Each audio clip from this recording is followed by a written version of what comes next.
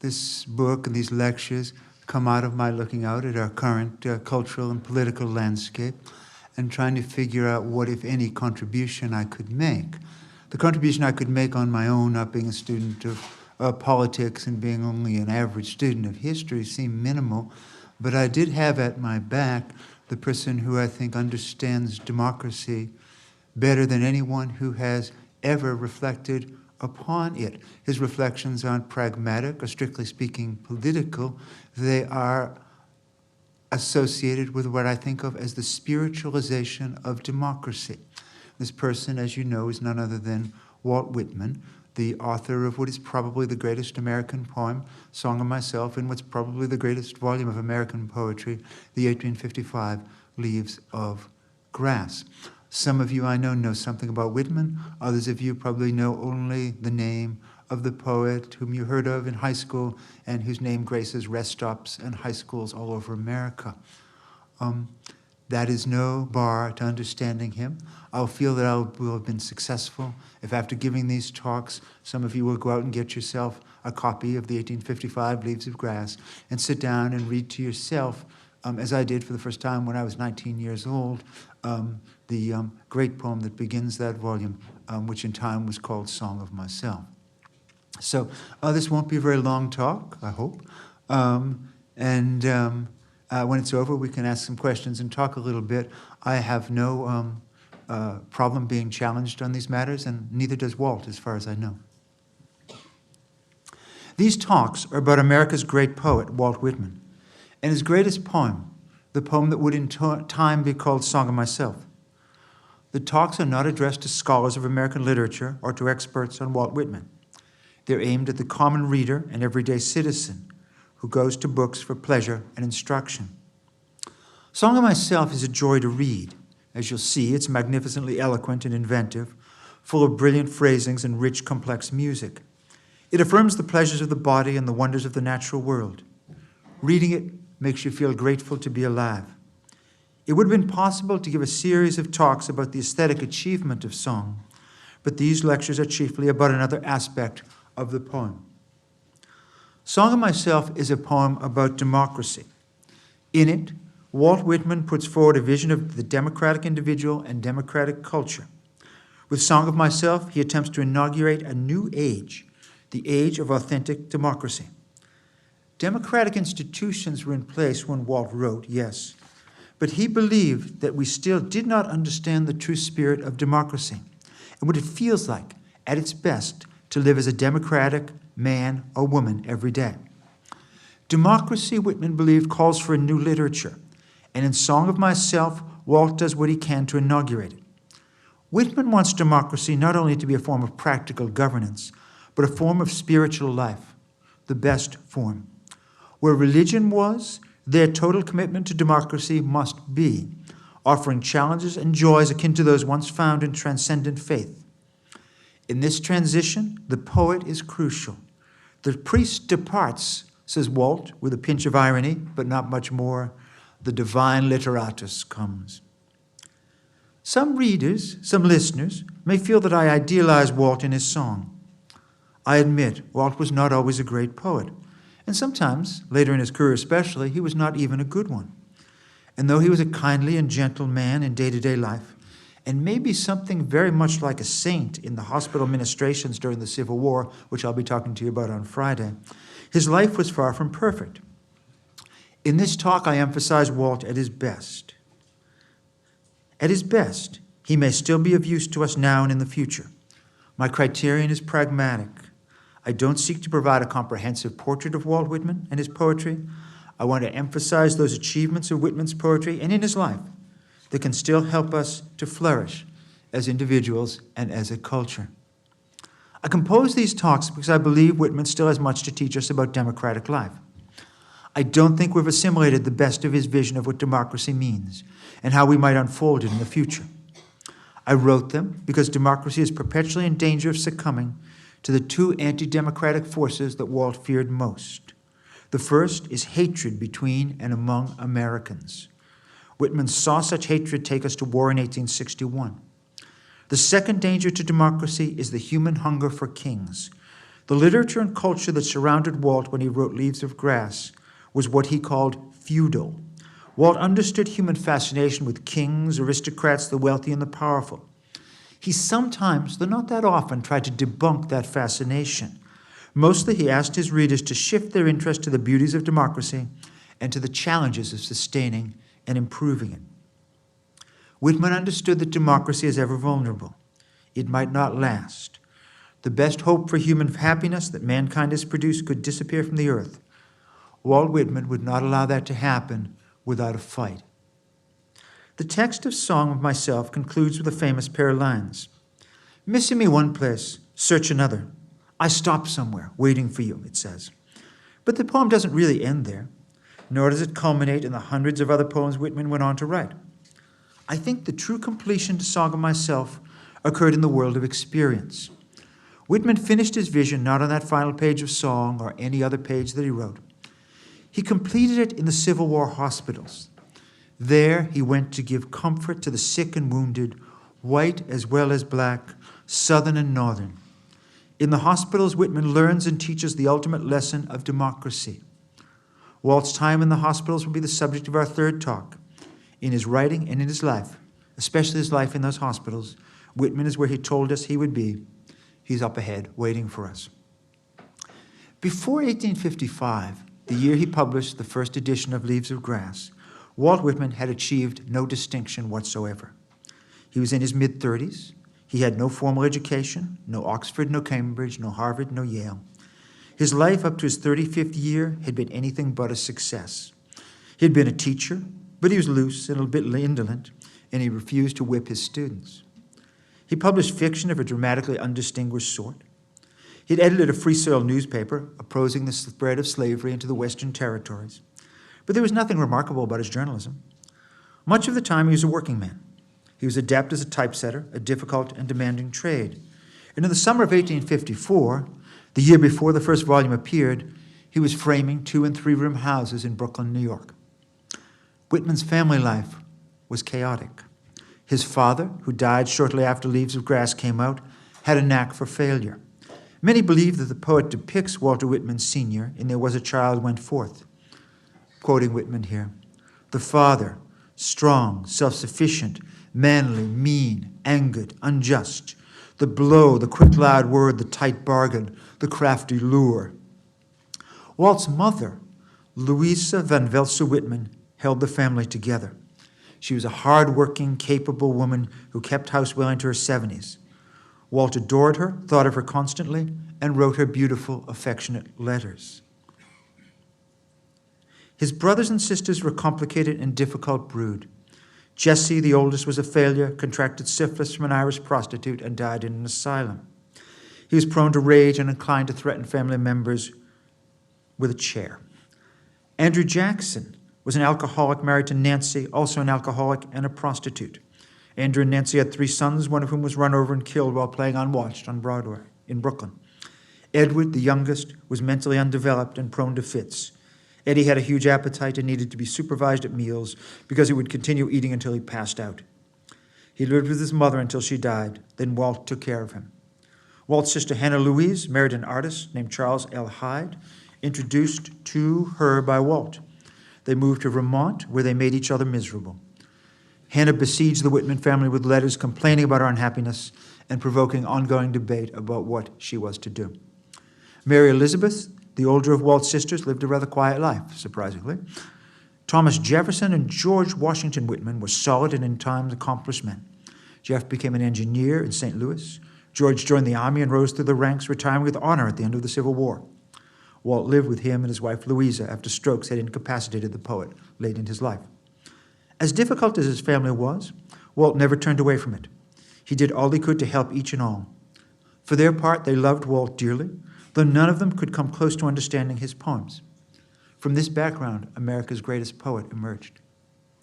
During lunch break in that summer of 1854, when he was working as a carpenter, Whitman liked to read. He was taken with the writings of Ralph Waldo Emerson.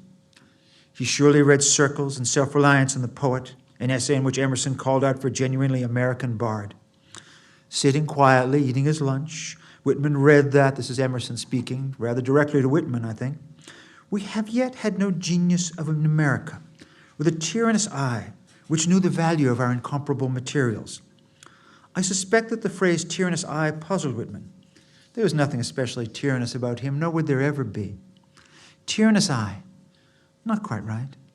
But as to knowing the value of our incomparable materials, perhaps that was something Walt could claim. He had seen a good deal of life. He loved to wander. He loved to look things over. He had worked many and various jobs. Emerson gave Whitman more. We need someone, Emerson, the greatest literary figure of his day, says, who sees, quoting Emerson now, in the barbarism and materialism of the times, another carnival of the same gods whose picture he so much admires in Homer. Barbarism and materialism, yes. Whitman would find those to be themes worth considering.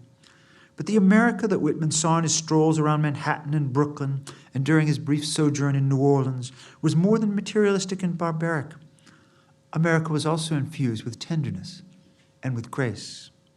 In The Poet, Emerson insists on the value of American material for poetry. Quoting Emerson again, banks and tariffs, the newspaper and caucus, Methodism and Unitarianism are flat and dull to dull people. Emerson was not always well disposed to the pious and progressive literary people who surrounded him and called him their friend. He looked for a poet whose vision didn't derive chiefly from books, but from life, American life as it was. One sentence in particular opens the possibility of a new world, a new poetic world, but perhaps a new world of human thriving as well. This is Emerson again. Our log rolling, our stumps and their politics, our fisheries, our Negroes and Indians, our boasts and our repudiations, the wrath of rogues and the pusillanimity of honest men, the northern trade, the southern planting, the western clearing, Oregon and Texas are yet unsung. Though America had been a nation for nearly 80 years, it was incomplete. The Declaration of Independence, the Constitution, these were political documents, pragmatic in their designs for the country. They were works of genius, and they inspired awe in Whitman, among others. What America lacked was what Emerson seemed to call for, a vision of what being a democratic man or woman felt like at its best, day to day, moment to moment. We had a mind, the mind created by Thomas Jefferson and the founders, but we did not know our own best spirit. We did not understand our own heart. I was simmering, simmering, simmering, Whitman said. Emerson brought me to a boil. The boil began in his notebooks that summer in 1854 when he was working as a carpenter. The notebook entries are often striking. In one of them, probably from that summer, Whitman imagines himself traversing the glowing fields of heaven. During his walk, he sees Jehovah, Lord God of hosts, and creator of heaven and earth and all things visible and invisible. And he says, if I walk with Jah in heaven, and he assumes to be intrinsically greater than I, it offends me, and I shall certainly withdraw from heaven. Walt is an American, a democratic individual, and he need not offer obeisance to anyone, not even the Lord. We need someone to compose the song of democracy. Emerson couldn't do it, implicitly admitted as much, and asked for volunteers. Walt Whitman, uneducated, undistinguished, unproven, stepped forward. And nobody decided that he needed to redeem his nation. He'd become what America required. He'd become what he called himself in a review he wrote of his own first volume of poetry, an American bard at last. Whitman had a gift for poetry. He also had a genius for self-promotion. Now I think if you look at your sheet, you'll see some of the quotations that I'm going to be reading from there. I celebrate myself, Whitman begins his great poem, and what I assume you shall assume, for every atom belonging to me as good belongs to you. I celebrate myself, and what I assume you shall assume, for every atom belonging to me as good belongs to you. Most beginning readers of Whitman think that the you of the second and third lines refer to the reader, and in this there is surely some truth.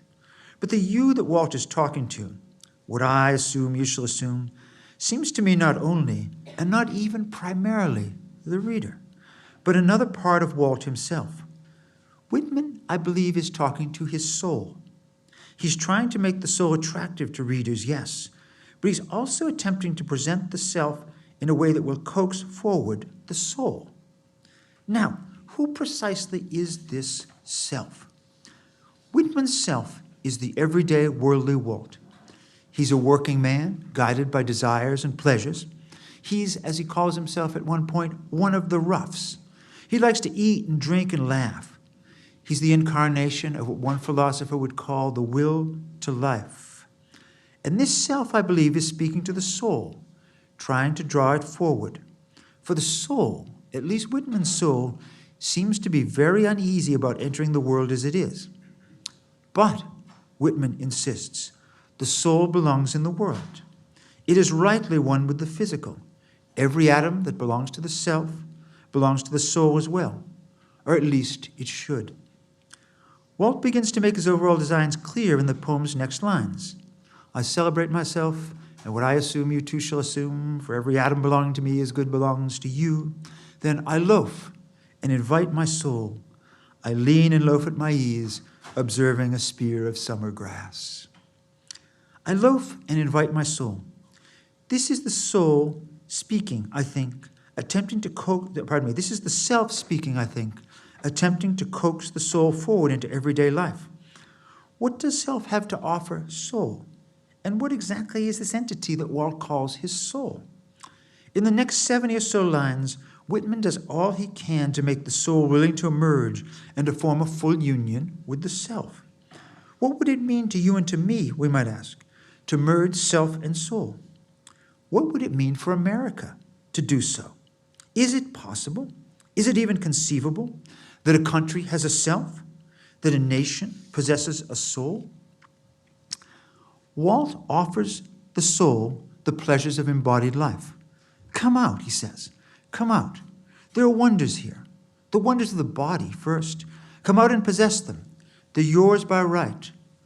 Walt offers, now this should be on your sheet, my respiration and inspiration, the beating of my heart, the passing of blood and air through my lungs, the sniff of green leaves and dry leaves, and of the shore and dark-colored sea rocks, and of hay in the barn, the sound of the belched words of my voice, words unloosed to the eddies of the wind. A few light kisses, a few embraces, a reaching round of arms, the play of shine and shade on the trees as the supple boughs wag. The delight alone are in the rush of the streets, or along the fields and hillsides. The feeling of health, the full noon trill, the song of me rising from bed and meeting the sun. It's awfully good work, isn't it? My respiration and inspiration, the beating of my heart, the passing of blood and air through my lungs, the sniff of green leaves and dry leaves, and of the shore and dark-colored sea rocks and of hay in the barn, the sound of the belched words of my voice, words loose to the eddies of the wind, a few light kisses, a few embraces, a reaching around of arms, the play of shine and shade on the trees as the supple boughs wag, the delight alone, or in the rush of the streets, or along the fields and hillsides, the feeling of health, the full noon trill, the song of me rising from bed and meeting the sun. Has anybody ever evoked the joy of being alive and well and happy and in the midst of nature quite that well? Not sure you have. See what bounties I have for you, Whitman's self tells his soul. The bounties of ecstatic physical life, good humor and good health. Smell, sound, sight, these are the joys of being embodied, and you, my soul, can share in them. Then there's the joy of touch, the erotic joy slipped in for the delectation of the soul. What if sex could be physical and spiritual too? What if embraces and kisses were more than a matter of the self, desire, and the appetites? Whitman has made the way safe for his vulnerable and delicate soul to emerge, and so it does. This is also on your sheet. Apart from the pulling and hauling stands what I am. Stands amused, complacent, compassionating, idle, unitary. Looks down, is erect, bends an arm on an impalpable, certain rest. Looks with side-curved head, curious what will come next, both in and out of the game, and watching and wondering at it. Once more. Apart from the pulling and hauling stands what I am.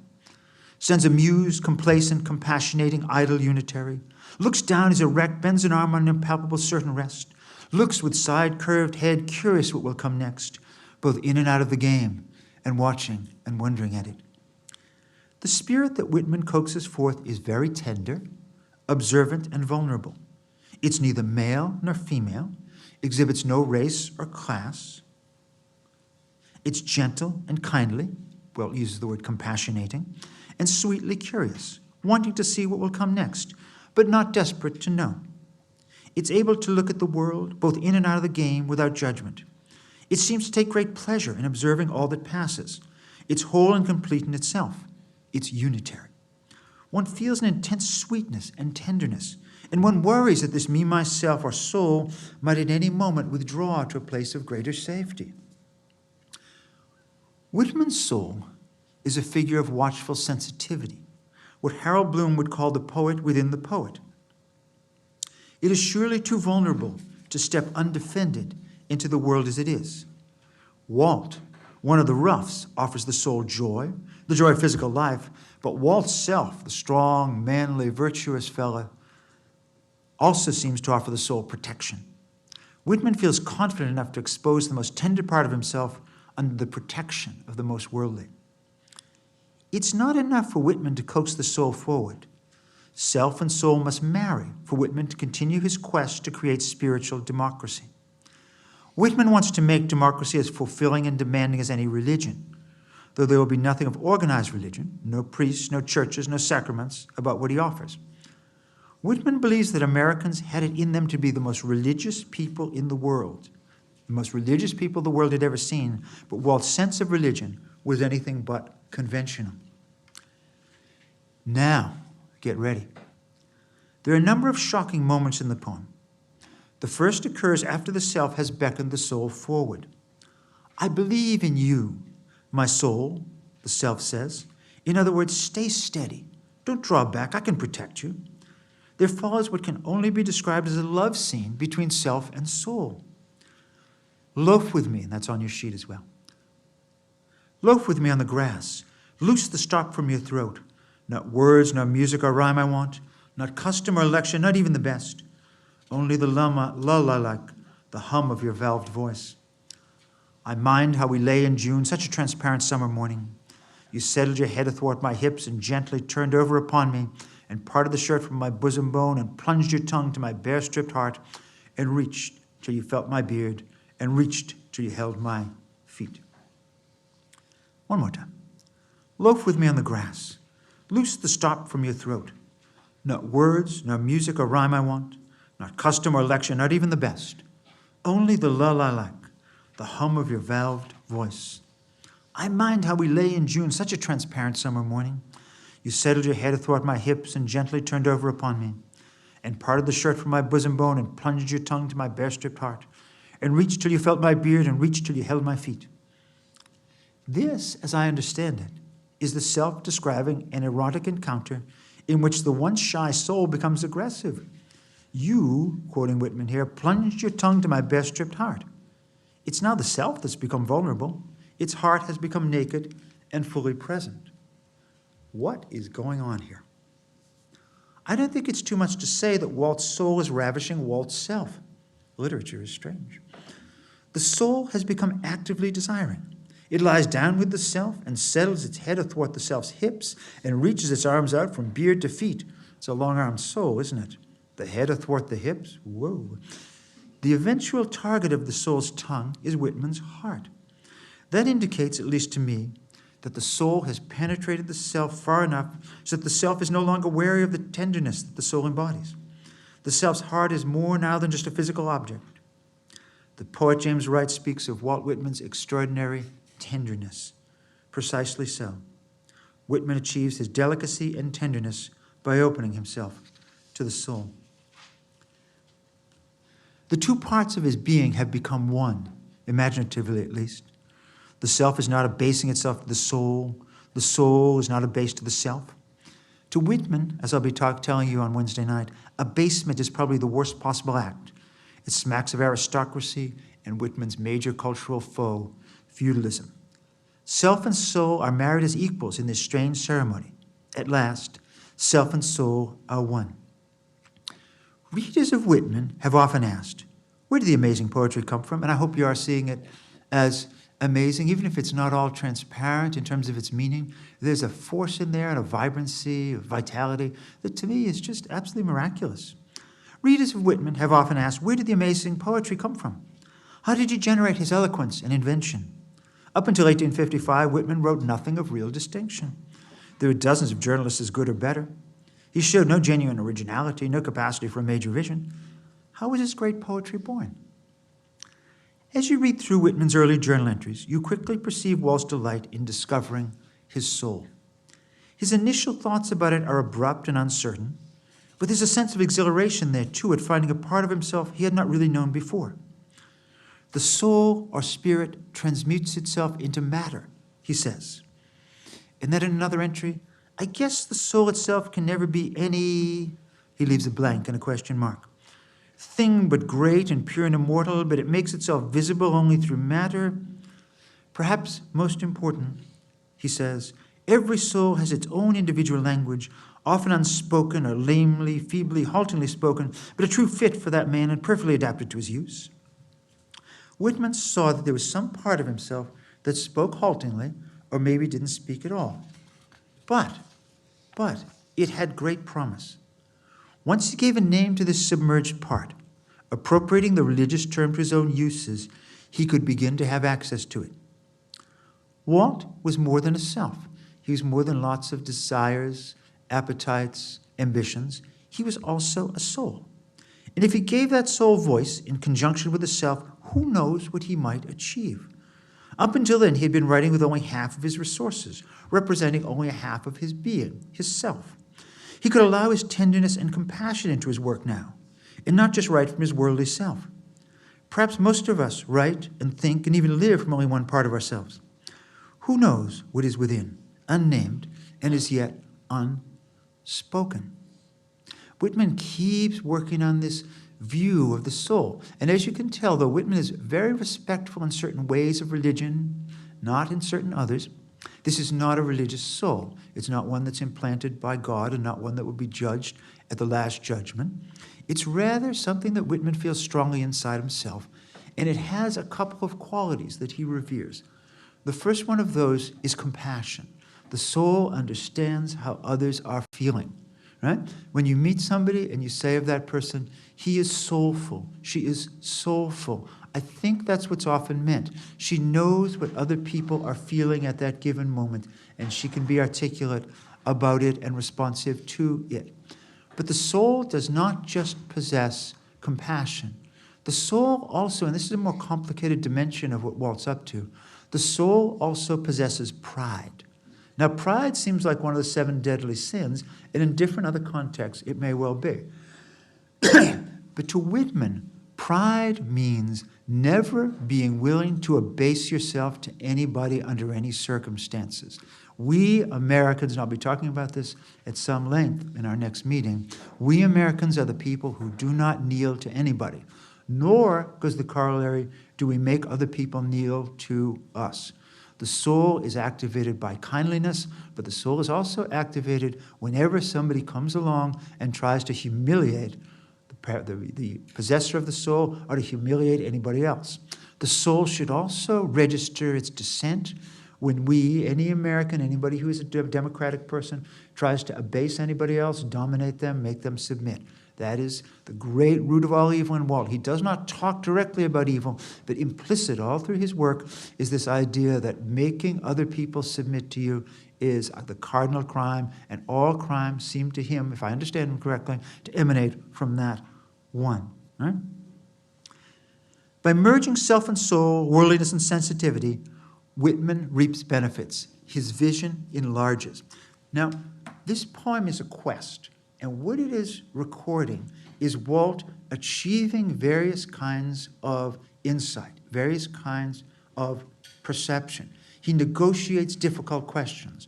And whenever he's able to negotiate a difficult question, whenever he's able to write about successfully some tremendously difficult, pressing issue, he grows stronger. He grows stronger and he can do more. The poem is very much a poem about education, right? And it's the poem of an education of a man in his mid-30s who starts out as one of the roughs, a big, strong, strapping man, and by the end of the poem, he is that, but he's also more than that. He's got to encounter all kinds of obstacles. One of them is this gap between what people called at the time body and soul. How am I going to deal with that? Okay?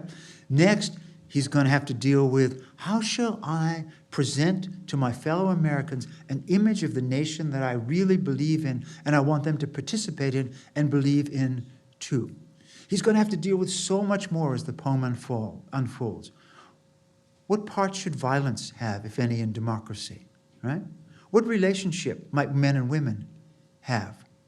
How shall we think about death? One issue after another arises. How shall we think about Jesus in a largely Christian country? How shall we think about God? What truly is the American religion? All these questions comes up, and Walt responds to them with great imaginative power and great eloquence, and every time he does, you see him get a little stronger. Now, there may be some questions he doesn't quite get to, but he gets to a lot of them on the way to a vision of democracy that we should at least, if not adapt, out and out. Nobody's going to do that after tonight. At least take very seriously, okay?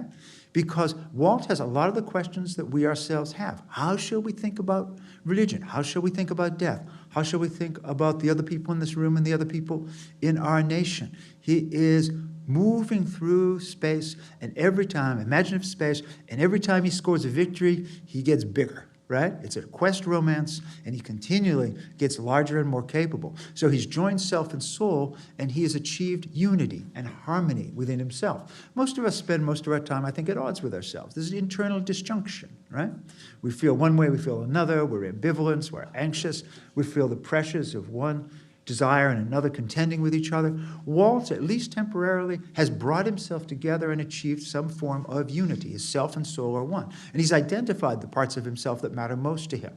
Now that he's done that, what can he do? Many things, as you'll see, and every one of these things he achieves puts him in a position to do more. Okay? So, by merging self and soul, worldliness and sensitivity, Whitman reaps benefits. His vision enlarges. He can see more. He can know more. Whitman's imagination becomes mobile and expansive. He begins to see into what Wordsworth called the life of things.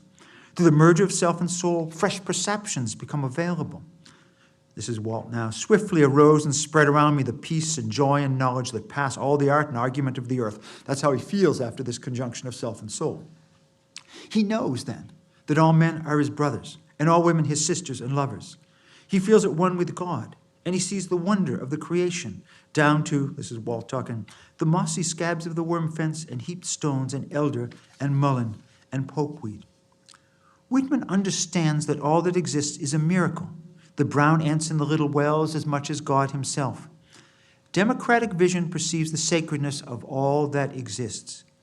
This knowledge becomes Walt's when he dares to expose his tenderest and most imaginative part under the protection of his most worldly side.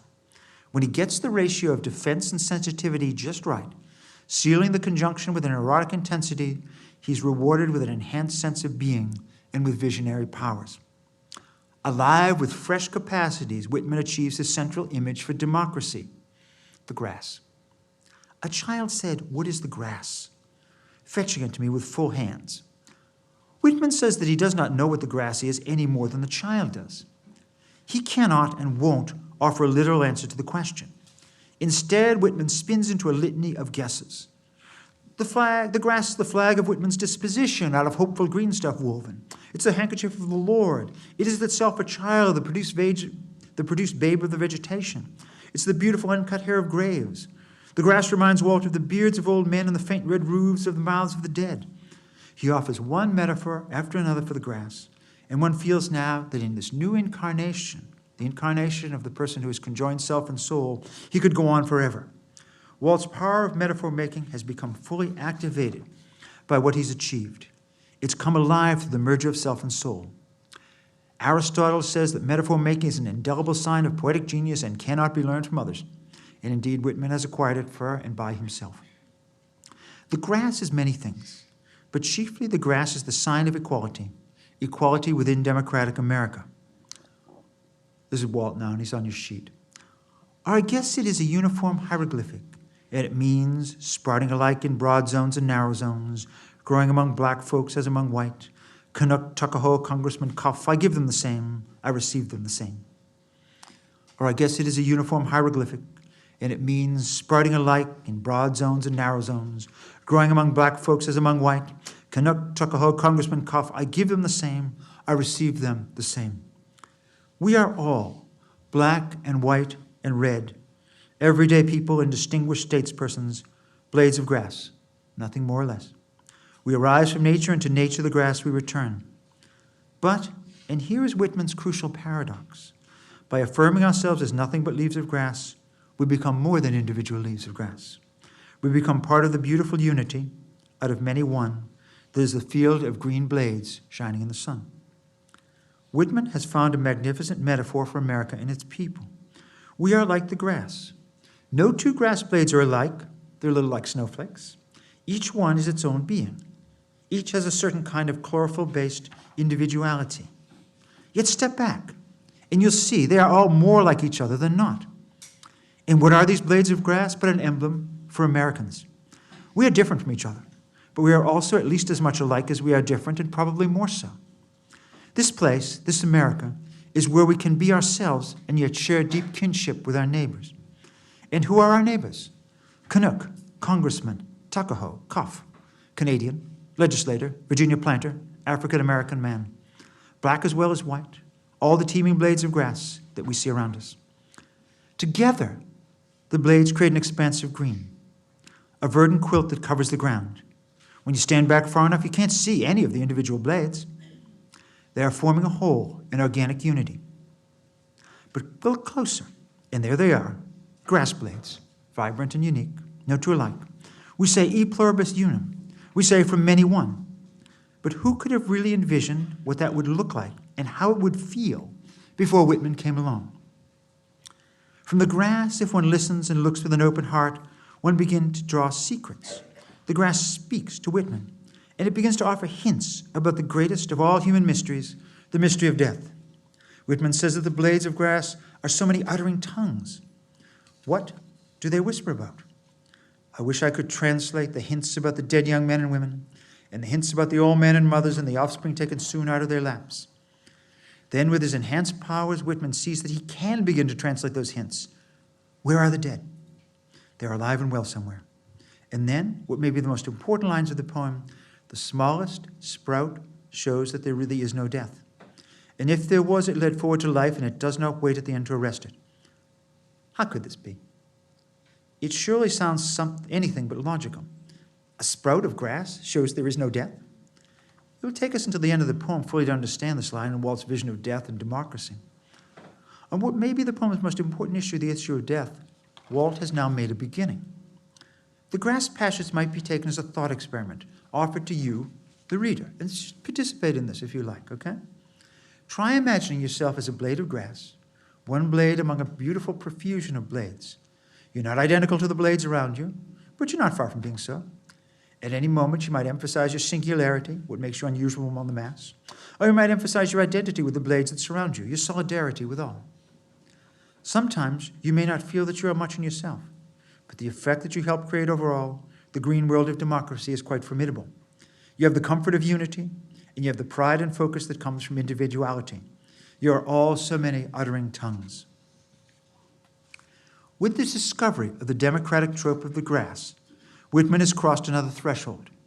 He now understands and feels how equal we are, person to person, being to being. And that discovery allows him to make loving, admiring connection with all the people he sees from the vantage of his high-flying imagination. Whitman's discovery of the grass lets him imagine a world without significant hierarchy. Can any distinct blade of grass be all that much more important than any other? In it, we are equal, part of one great human and material body.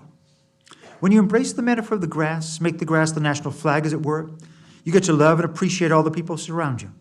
You become part of a community of equals. You can feel at home. Knowing what he knows, feeling what he feels, Whitman can now take us on a tour of the democracy and show us what we might achieve by following him. What he is dramatizing in the famous catalogs in the poem of people doing what they do every day is quite simple. These are your brothers, he effectively says. These are your sisters. Affection and friendship can rule the day. There's no reason to sweat and strain and compete and seek the highest point. You're at peace here. You are at home. Relax, or loaf, one of Whitman's favorite words in acts or non-acts, and enjoy the experience of being. This is a party that everyone is invited to. Pardon me. In general, we walk the streets with a sense of isolation.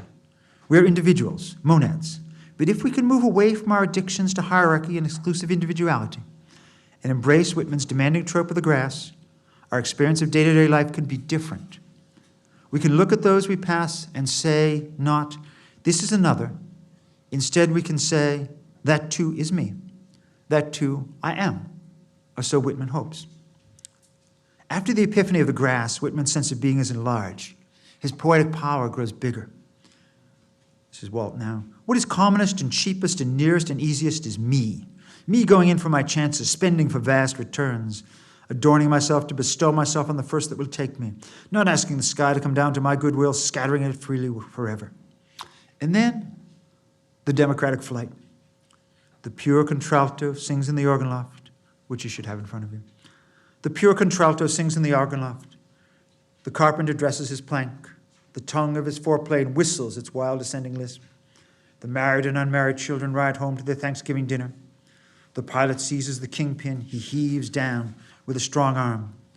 The mate stands braced in the whaleboat. Lance and harpoon are ready.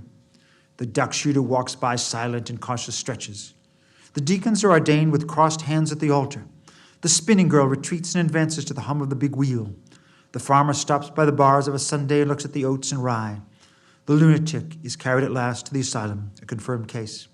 He'll never more sleep as he did in the cot in his mother's bedroom. The juror printer with gray head and gaunt jaws works at his case. He turns his quid of tobacco. His eyes get blurred with the manuscript. The malformed limbs are tied to the anatomist's table. What is removed drops horribly in a pail. The quadroon girl is sold at the Strand. The drunkard nods by the barroom stove. Almost done.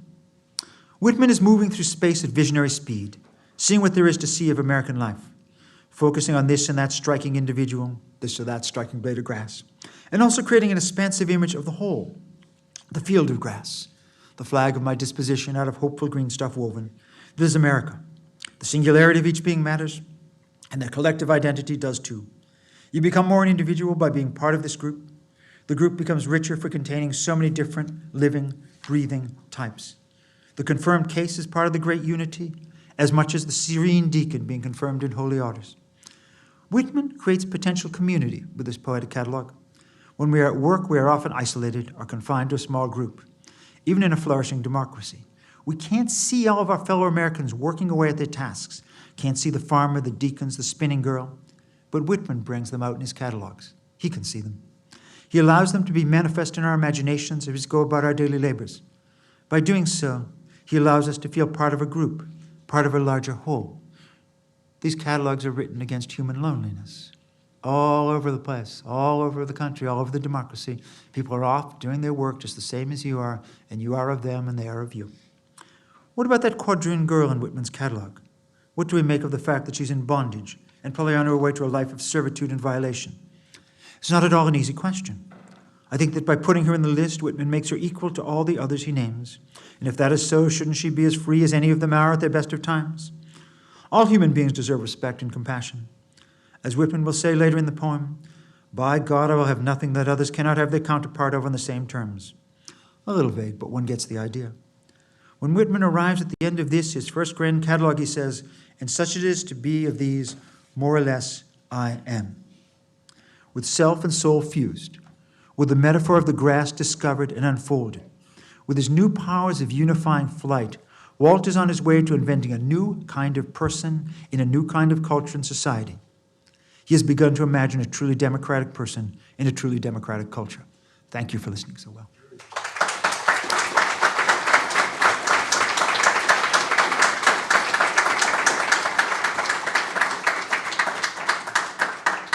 So the next time I plan to talk about the substance of that imagining. How does Whitman deal with sex? How does he deal with Jesus? How does he deal with God? How does he deal with violence? How does he deal with ending the poem? It's kind of an interesting matter. And then in the third talk, I'm going to talk to you about Whitman during the Civil War and what he did in those hospitals for 2 years. It still almost defies the imagination that the greatest poet we've ever produced, I mean, his real competition is Emily Dickinson, and I know there are those who prefer Dickinson to Whitman. I adore Dickinson out and out, but I think Whitman is still the larger figure. The greatest literary figure we've ever produced, rather than, living the life of the great literateur, spent 2 years of his life volunteering in hospitals and doing everything he could for the sick and dying boys on both sides of the Civil War. It defies imagination that he did that. It's beyond description. But I will try to describe it on Friday night. So I'll be happy to answer a couple of questions. I know that a reception is waiting, and receptions are good things. Huh? Yes? Well, you said about the way, the kind of family that he was brought up in, mixed up family. How was he able to attain the soul of himself, knowing the kind of different experiences he had with different members of the family? How was he able to separate that from who he really was? There's a mystery at the heart of Whitman's achievement, but I'd point to a few things. He had a wonderful mother who gave him tremendous support and love, and in time he gave her tremendous support and love. He was very independent-minded, and he was also an extremely mellow person. Whitman didn't like to fight with other people or argue with other people. He was a superb listener and a decent, kind, humane being. He was born with a good nature as part of it. His mother helped him develop that nature, and he was, although he was uneducated and unconnected, he knew a fundamental truth, and that truth to him was that to be very well educated, to have gone to Harvard or Yale or Oxford or Cambridge, was not an advantage. It was primarily a disadvantage because it set you back in the old world of feudalistic literature that focused upon kings and queens and gods and goddesses and all the rest. He felt that he had been born into freedom from that particular set of allegiances, and he felt he felt freed by that. He really felt that he was lucky to be an American, and I think he loved Emerson, but when he looked at Emerson and Thoreau, the great writers of his time, I think he saw that they were still European writers in some sense. They had not yet become American writers. Wonderful thing about Emerson is that he himself wanted to write a poem like Song of Myself. He would have loved to do that, and he was unable to do it, and he wrote an essay to talk about what he wanted to write and why he wanted to write it. And Emerson at the time, he rolled up every single bit of literary celebrity that there was in America. He was as a god, right? And so he wrote the essay, The Poet, and he inspired Whitman. And after Whitman published the book, he sent it to Emerson, right? And nobody knew who Whitman was, right? But Emerson sort of toddled down from his study in Concord and opened it up, and he started to read it, right? And he read it, and he said, this is the finest piece of wit and wisdom that America has yet produced. He wrote to Whitman right away, and he gave him all the praise and adulation that you could imagine. Can you imagine how much it took to do that? He was the #1 literary figure, but he felt himself to be a failure as a poet. Some ne'er-do-well that nobody ever heard of comes along and does what he wanted to do his whole life. You would have thought he might take the thing and just chuck it in the trash, pretend it didn't exist, or maybe write a nasty review about it. He didn't. He embraced it. He said, this is fantastic. I love this. It's really quite a moment. Yeah. Yeah, thank you for one lecture about Thanks for being here. oneself and the soul. I want to ask you a question about how this applies to contemporary context. In 1985, I was teaching at Oakland, painter, and I love abstract expressionism. And I realized when I began to paint that no longer applied, even though I loved it, because abstract expressionism was about confronting nothingness and pouring yourself and discovering yourself in the process of doing it. And I realized that in 1985 already, that the culture was so filled with noise that it was impossible to confront, because in some sense, the noise has indoctrinated your being. So what I began to do was to make a lot of random marks, in other words, aesthetic noise, in the sense to cancel out the noises in the culture, so you'll go back to kind of like a blankness Mm-hmm. on it. And this is like 34 years later, things have gotten much worse. How do we get back to that place in which we could filter out, screen out the noise, and actually begin to find our soul? Mm-hmm. Well, I don't want to be an advertiser for myself, but I'd say I've set out a couple of the terms for that now. And on Wednesday and Friday, I'll try to flesh out the vision. But I would think that a couple of Whitman's key principles are worth thinking about. One of those is to look out into the culture and to ask what in the culture is truly democratic. That is, what isn't feudal and aristocratic and worshipful of money and worshipful of position and power, and begin to affirm that as far as one can do so. So I think that's one of the main things, and that has to do with Whitman's soul and the unwillingness to kneel or be knelt to. And the other dimension is love, affection for all of our friends, brothers and sisters in the democracy. So compassion for all, loving kindness, generosity, the willingness, as Whitman was very willing, to argue and fight and struggle, but not to go into physical warfare unless it was absolutely positively necessary. So I think those two things are at the start, compassion on the one hand, and that peculiar sense of pride that Whitman has. His whole ethic radiates out of, he very rarely will he denounce aristocratic culture. He does it in a very early poem called The Boston Ballad, where he talks about how to him, it looks like they want to dig up George III, bring him back to America and clap a crown on his head. So it's very debunking, deconstructive poem. But usually he doesn't do that. Whitman's usual mode is to ignore aristocratic culture and to try to create democratic culture. So you're not going to hear him going on and on about the ineptitude of the poets who've come before him. He does spend his whole life pondering Shakespeare. But basically, he wants to found a new democratic culture that is not hierarchical. And he thinks it's hard to do, but it's a great idea. It's great fun. You know? I think that's the start. But there's more to come. There's more to come. Anybody else? No, everybody's hungry, so just one or two more, okay? Yeah, please. And we can talk in the reception if you like. Yeah. Thank you so much. You're welcome. I'm interested in what you had to say about Whitman achieving a kind of self-integration. Yeah. And you saw that expressed in the celebration of the self and the embracing of the full pleasures of the body, for example. Yeah. The unity between the self and the soul once the soul is finally coaxed out and realizes that it need not fear or be ashamed and so on. What I'm interested to know is how that integration is achieved in Whitman's vision. When I was reading with you through the very self-affirming passages, especially the bodily affirming passages, you said, had anyone written just beautifully about such things? And I thought immediately of Horace, classical poet. But the way that he is able to embrace the full scope, you might say, of bodily pleasures without self-destruction is because he has a principle of moderation. That's, you could say, how Horace achieves that integration. It's a great question. One way that we're disintegrated, but Yeah. the other is that to affirm all our desires is to destroy ourselves because they can't all be Right. really embraced. So my question is, does Whitman have some principle of moderation in the integration of the self in that celebration? It's a simply great question. Thank you. And again, it will be answered more fully on Wednesday night. But what Walt does do, right? Walt affirms mobility, okay? So that you never stop and stay with any person, place, or thing, right? You never pause, you never freeze.